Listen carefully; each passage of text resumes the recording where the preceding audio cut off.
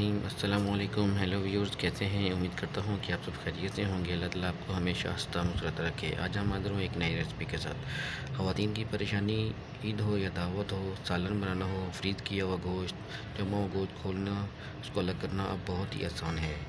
तो चलते हैं अपनी रेसिपी को स्टार्ट करते हैं। हम यहाँ हमारे पास नमक है, हम गोश्त में अच्छे से नमक लगा लेंगे। गोश्त के हर पार्ट्स पे हम अच्छे से नमक लगाएंगे और नमक मसल के अच्छे तरीके से लगा लेंगे।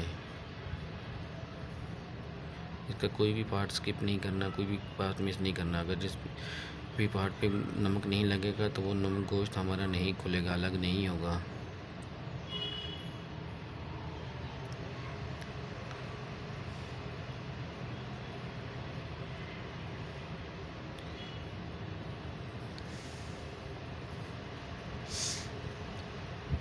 तो देखिए माशाल्लाह हमने हर जगह नमक लगा लिया है, अच्छे से लगा दी।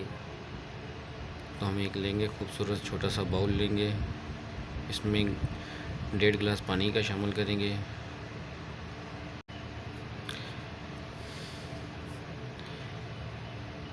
एक गिलास हमने पहले शामिल किया था, आधा गिलास अभी शामिल कर देंगे।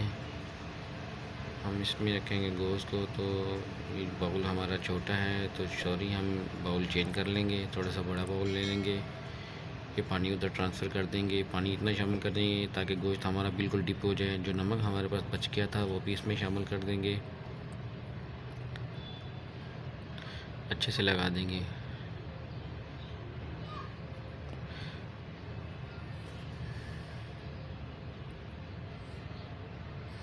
अब घबराने की या परेशान होने की ज़रूरत नहीं है। तो हम एक और बाउल लेंगे, बाउल में नीम गर्म पानी शामिल कर देंगे।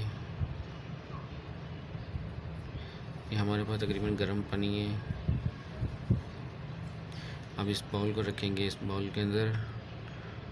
तो इसे 3 से 4 मिनट के लिए छोड़ देंगे प्लेट लगा के इसे।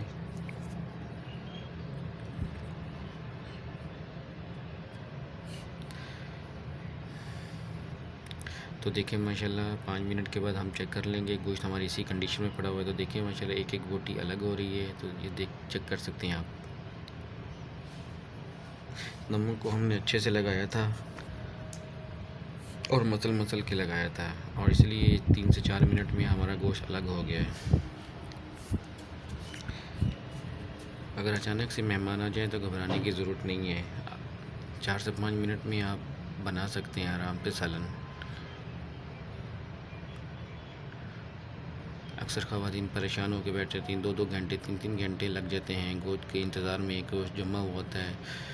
तो अब जो घबराने की बिल्कुल भी ज़रूरत नहीं है आपको। तो देखिए माशाल्लाह हमने नमक लगाया था, 4 से 5 मिनट में एक एक बोटी अलहदा हो गई है। तो देखिए 4 से 5 मिनट में आपका गोश्त इस कंडीशन में आ गया है।